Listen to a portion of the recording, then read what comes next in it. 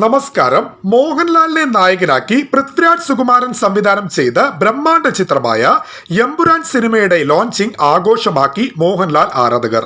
ന്യൂയോർക്കിലെ ടൈം സ്ക്വയറിൽ ലോഞ്ചിങ് വിപുലമായ രീതിയിൽ ആഘോഷിക്കപ്പെട്ടു. 10,000-ഓളം വരുന്ന മോഹൻലാൽ ഫാൻസ് ചടങ്ങിൽ പങ്കെടുത്തു. ഒരു ദിവസം മുഴുവൻ ഇവിടെ എമ്പുരാന്റെ ടീസർ ലൈവിൽ പ്രദർശിപ്പിച്ചു. 60ഓളം കലാകാരന്മാർ പങ്കെടുത്ത സംഗീത നൃത്ത പരിപാടികൾ അരങ്ങേറിക്കൊണ്ട് എമ്പുരാനെ ആരാധകർ വരവേറ്റത് ന്യൂയോർക്ക് നിവാസികൾ പുതുമയും കൗതുകവും നൽകി.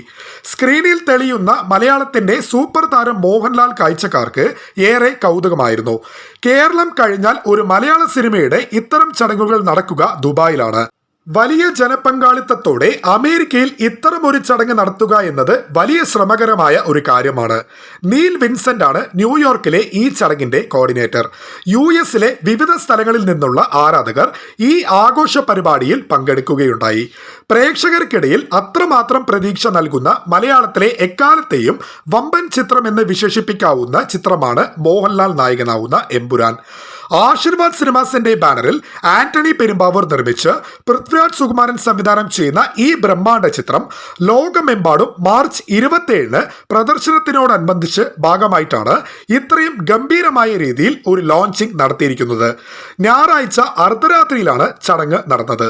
ഈ ചടങ്ങിൽ മോഹൻലാൽ ഓൺലൈനിൽ പങ്കെടുത്തുകൊണ്ട് ആരാധകരെ ആവേശത്തിന്റെ കൊടുമുടിയിൽ എത്തിച്ചു.